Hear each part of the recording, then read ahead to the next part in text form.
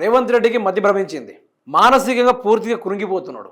ఈ మధ్యలో ఏదైనా కబ్జాలు చేద్దామన్నా కానీ, లేకుంటే రాష్ట్రాన్ని ఏదైనా దోచుకునే కార్యక్రమాలు చేద్దామన్నా కానీ బీఆర్ఎస్ వాళ్ళు ముందొచ్చి నిలబడిపోతున్నారు. అసలు రెండు చేతి ద్వారా సంపాదించుకుందామంటే బీఆర్ఎస్ వాళ్ళు పాజిబుల్ కానిస్తలేరు. రాష్ట్రాన్ని అమ్మైనా సరే కోట్లాధికారి అయిపోదాం, భారతదేశంలోనే కుబేరు జాబితాలో చేరిపోదామని ఆయన హిల్టు ప్యాలెస్ అని ఆ ప్యాలెస్ అని ఏ ప్యాలెస్ అని తీసుకొచ్చినా కూడా బీఆర్ఎస్లో గడపాల లెక్క ముందు నిలబడతా ఉన్నారు. ఏం చేయాలో అర్థం కాక ఫ్రస్ట్రేషన్ పీక్స్ లెవెల్కి వెళ్ళిపోయి ఇటు నీళ్లను అమ్ముకుందామన్నా కూడా కేసీఆర్ బయటికి వచ్చి తొండం దొక్కినాడు దొక్కుతా అని చెప్పిండు. ఇక అది పోను ఈ మధ్య కాలంలోనే రేవంత్ రెడ్డి అంత పిచ్చి పిచ్చిగా మాట్లాడుతున్నట్టుగా అవపడతా ఉంది. నిన్న రేవంత్ రెడ్డి గారు మాట్లాడుతూ ఈ చలాన్ల గురించి మాట్లాడాడు. ఓ సీఎం హోదాలో మాట్లాడేసిన మాటలు అయితే అవి కావు. ఇక నా లెక్కన అయితే ఆయన సీఎం కాడు, మీ లెక్కన కూడా ఆయన ముఖ్యమంత్రి కాడు. కానీ వేసుకున్న పాపానికి, ఆయనను ముఖ్యమంత్రి చేసిన పాపానికి ఏదో అట్లా పిలవాలి, పేరుకు మాత్రం పిలవాలి, గౌరవనీయులైన ముఖ్యమంత్రి గారని. మన ఆ కుర్చీకైనా మర్యాద ఇవ్వాలి, ఈ మనిషికి ఇవ్వకుండా పర్వాలేదు కానీ కుర్చీకైనా మర్యాద ఇవ్వాలన్నట్టుగా మనం ఈ వైఖరిని ముందుకు సాగిస్తూ ఉన్నాం. అయితే ఈ ఛానళ్ళ గురించి రేవంత్ రెడ్డి గారు కొత్తగా ట్విస్ట్ ఇచ్చాడు. ఏమైనా ట్విస్ట్ ఇచ్చాడు? బ్యాంకుల అకౌంట్లు యాడ్ చేయాలన్నట.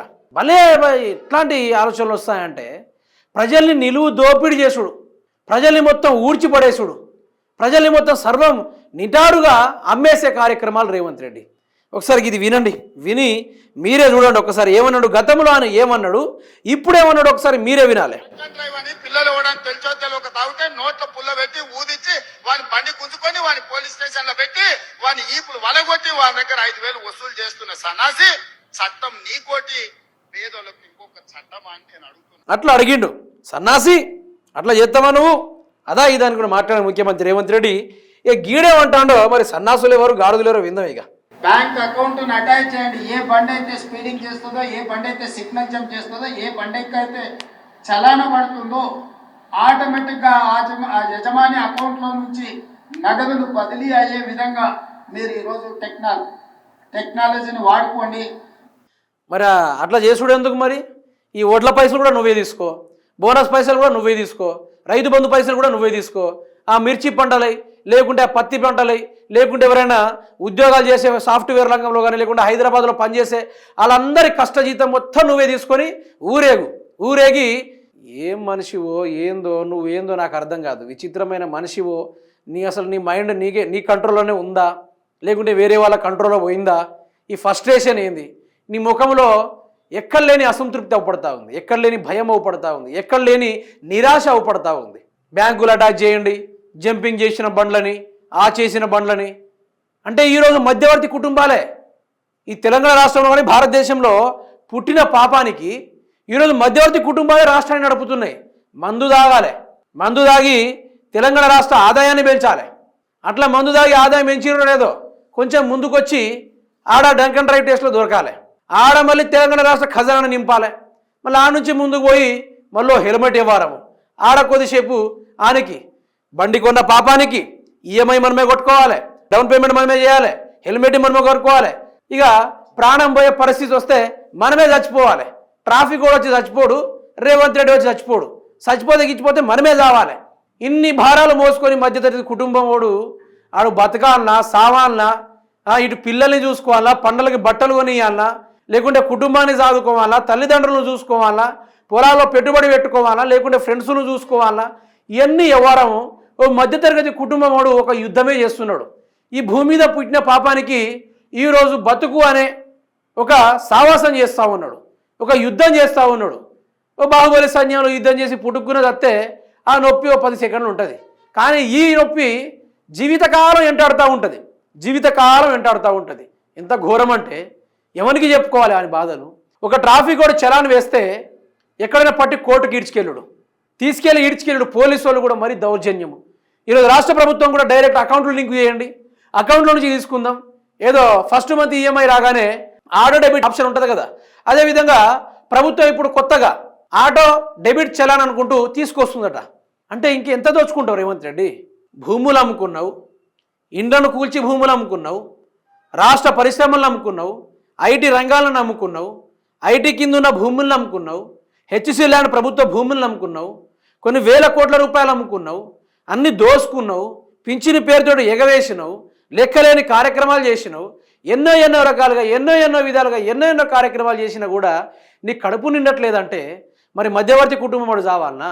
ఇటు పెట్రోల్ రేటు పెరిగి, అటు కిరాణా సామాన్లు పెరిగి, బియ్యం రేట్లు పెరిగి, నూనెల రేటు పెరిగి, మద్యం రేట్లు పెరిగి, ఈరోజు చలాన్ల రేట్లు పెరిగి, ఆఖరికి బ్యాంక్ అకౌంట్లకే కన్నం వేసినావు అంటే సైబర్ నేరగాళ్ళ కంటే ఘోరంగా తయారైనావు కదా రేవంత్ రెడ్డి, ఘోరంగా తయారైనావు కదా. అకౌంట్ లింకు చేయాలన్నా? మరి నీది ఒకసారి ఈయన అకౌంట్ చూద్దాం ఒకసారి. ఇగో ఇది రేవంత్ రెడ్డి గారిది, తన వెహికల్స్ ఏ విధంగా చలాన్లు పడ్డాయో మీరే చూడండి. ఇక నాగర్ కర్నూలు, సైబరాబాదు, హైదరాబాదు ఇవన్నీ చలాన్లు వేసిన డిపార్ట్మెంట్లు.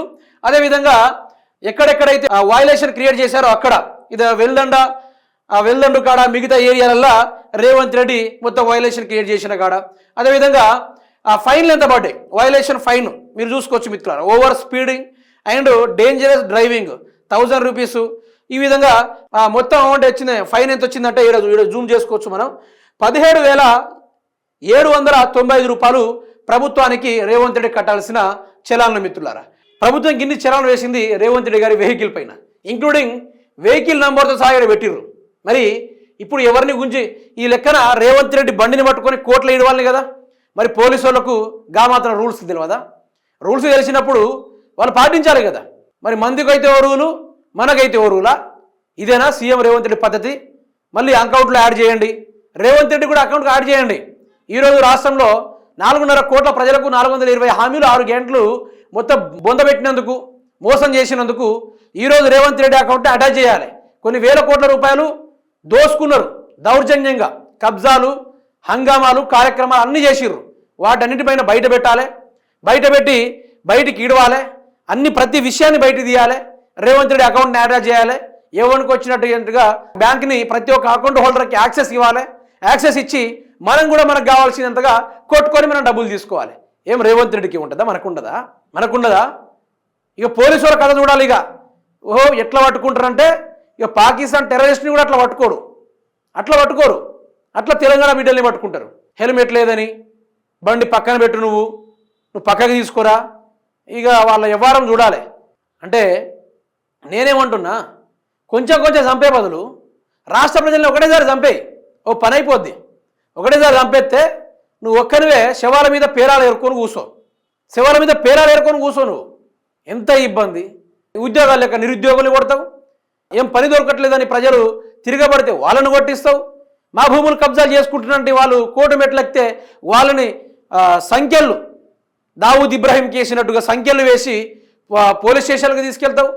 ఆంధ్ర వాళ్ళకేమో బోనస్లు ఇస్తావు, తెలంగాణ రాష్ట్రం వాళ్ళకేమో ఎగవేతలు చేస్తావు. రైతు బంధు ఏమో బంధు పెడతావు, టోల్ గేట్లేమో ఫ్రీగా ఎత్తుతావు. అందుకని చెప్తున్నా, అందరినీ చంపి వాళ్ళ శవాల మీద పేరాలు ఏరుకో, సప్పులు లేక పేరాలు ఏరుకొని కూసో. ఇక దాని మించి కార్యక్రమం ఏదైనా ఉందా అంటున్నా. సర్వం భ్రష్టు పట్టించిండు తెలంగాణ రాష్ట్రాన్ని. ఇప్పుడు దోచుకునే కార్యక్రమాలకు దిగిండు. వ్యవహారం వేరే లెక్క అయిపోయింది కథ, ఎవరు ఊహించని విధంగా.